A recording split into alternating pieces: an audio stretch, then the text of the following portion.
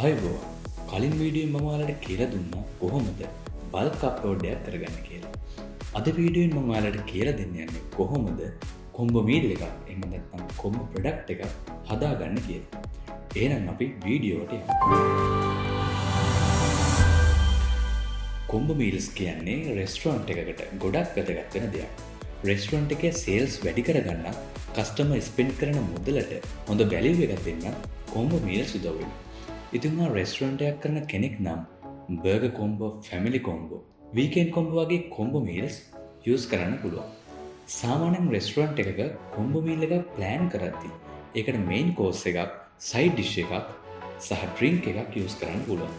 ඒ වගේම ඔප්ෂනල් ඔයාලට පුළුවන් කොම්බෝ මීල් එකට ඩෙසර්ට් එකක් එකතු කරගන්න.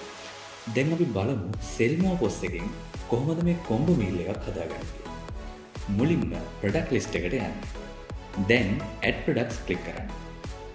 දැන් ඔයාලට කරන්න තියෙන්නේ product name එක විදිහට combo meal name එක enter කරගන්න. දැන් additional options වලට ගියාම ඔයාලට බලා ගන්න පුළුවන් combo products කියලා option එකක් තියෙනවා.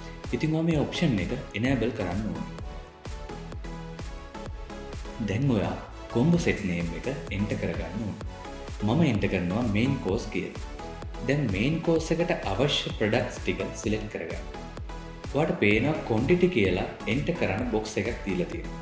ඉතින් ඔයා මෙතන එන්ටර් කරන quantity එක තමයි ඔයා සේල් එකක් කරනකොට එක කොම්බෝ සෙට් එකකින් ඇඩ් කරගන්න පුළුවන් වෙන්නේ.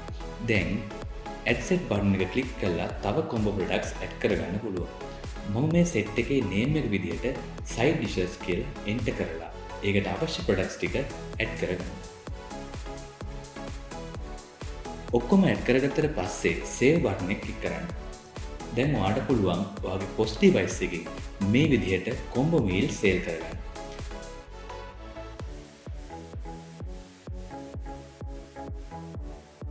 එහෙනම් තවත් අලුත් වීඩියෝ එකක් එක්ක අලුත් වීඩියෝ එකකින් හමු.